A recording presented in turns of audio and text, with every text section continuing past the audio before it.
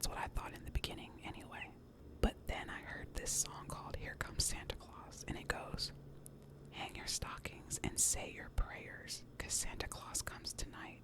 And I realized, say your prayers means they are the same person.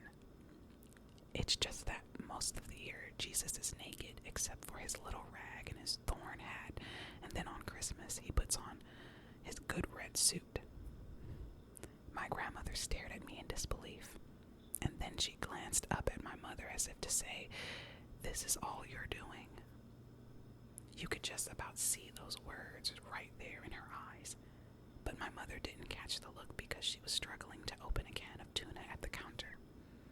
The opener kept sliding off the lid and banging against the formica countertop. Frustrated, she finally tossed aside the opener and began stabbing at the lid with a fork until Jack gently placed his hand onto her wrist and smiled at her. I knew my grandmother thought I was dumb as a sock, but somehow this had made perfect sense to me.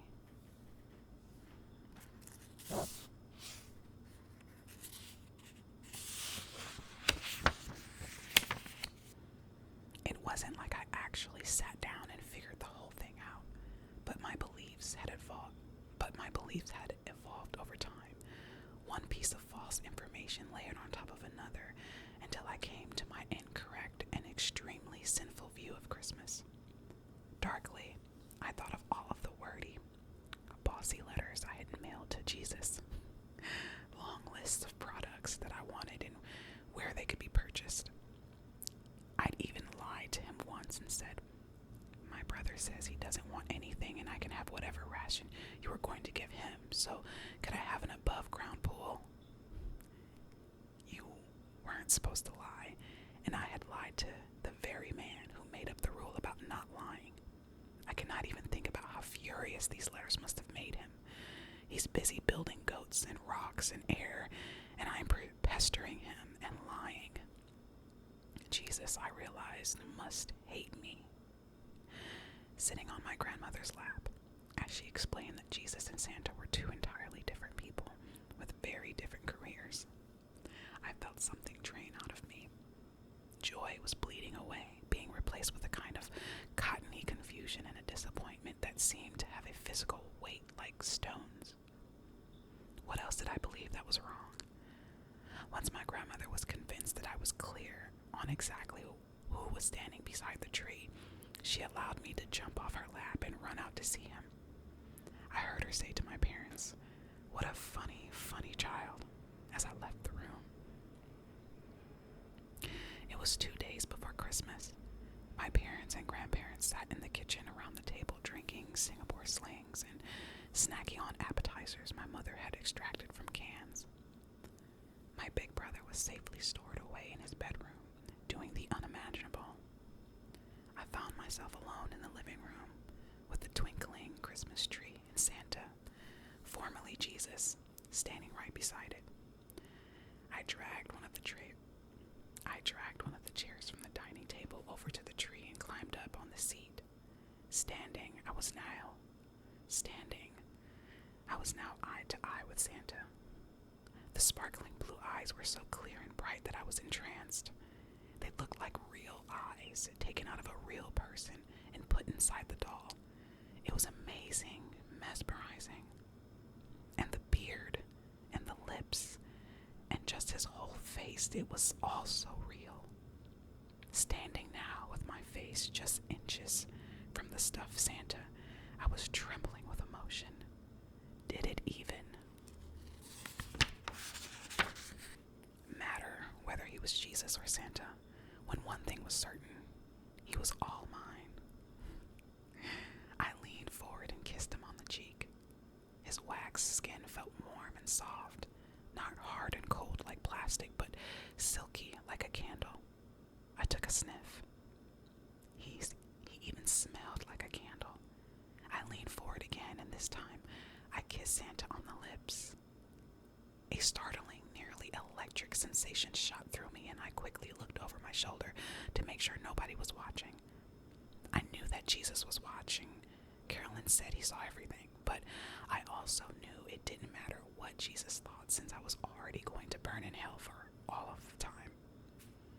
Somehow I understood that what I was doing was incredibly thrilling and must, therefore, be incredibly wrong.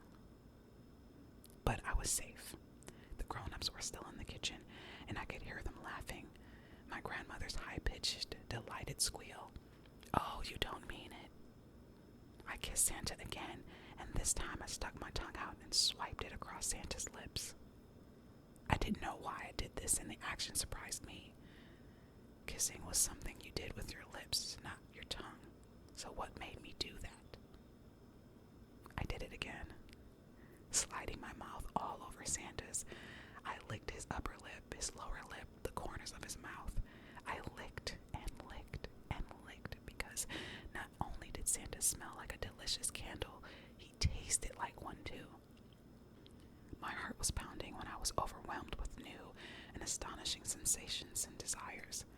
At any moment, my grandmother or my father could poke their head out from the kitchen doorway and see me. I'd be in trouble. Just one more kiss, I thought, and I leaned forward once again. With Santa's lips in my mouth, I bit down. I bit down hard. His lips came right off in my mouth.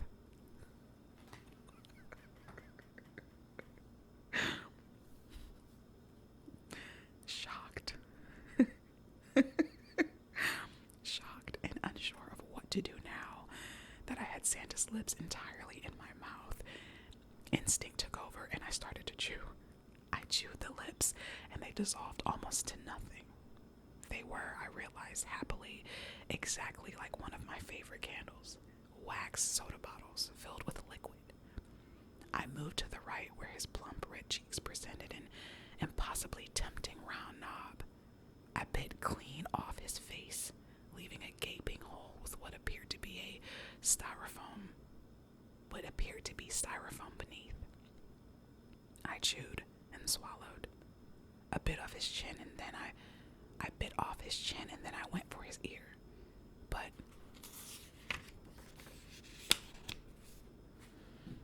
it was hard plastic and resisted my teeth, so I settled for a little bit of neck. His beautiful true eyes. I opened wide, curled back my lips, and bit into the ridge of his brow. I bit off his nose. "Why, Margaret, you can't possibly mean that," my grandmother shrieked from the other room, before bursting into peals of laughter.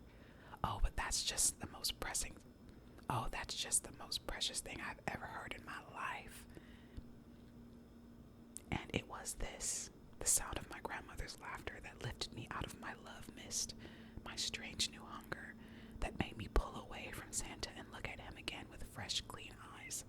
And I saw that what I had done had gone alarmingly beyond kissing. Carefully, silently, I stepped down from the chair and I carried it back to the dining room table. Even from across the room, I could see the carnage that was Santa's face. I disfigured him hideously. I felt sure that even Jesus, with his love of the maimed, would turn away. Santa now looked like his sleigh had crashed on the roof, his face slamming hard into the brick edge of the fireplace chimney. I devastated the life-size Santa. I began to tremble, this time not with anticipation, unnamed and unknowable excitement, but from dread. I was going to get in a lot of trouble for this. But then, could I maybe hide what I had done? And I had an idea. Quietly, I padded back to Santa and I placed my arms on his legs. I turned him counterclockwise so that now, instead of standing beside the tree and looking out into the room, waving at everyone who passed, he was facing the tree, and his raised arm made him appear as though he was going to smack the tree, knock it over. Or, I realized dreadfully, he looked like he was about to mess with my mother's special decorations, her nut mouse, her corncob friends. Still, it was better. And when one of them came into the room and made a move to turn him around, I could act like a baby and fuss. But I like him better this way. He looks more real. Don't turn him around. Leave him alone. Don't look. Unfortunately, things never progressed that far. Just a moment later, my mother and Carolyn strolled out of the kitchen and into the living room. I held my breath and prepared for them. The cold wave that's about to hit you at the beach. What on earth? My grandmother gasped. My mother was staring at my chest. Augusten, what is that mess all over your shirt? I looked down and saw bits of fleshy wax chewed.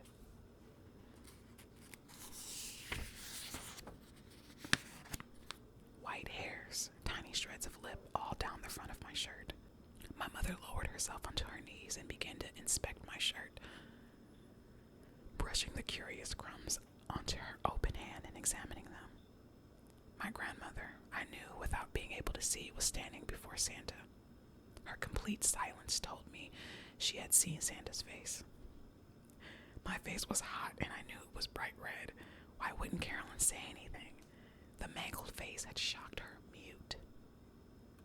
It had been more awful than I imagined. I might have to go right to hell tonight. And then finally, she did speak. Margaret, put Augusten into the Cadillac. We're going to have to drive to the hospital and get his stomach pumped.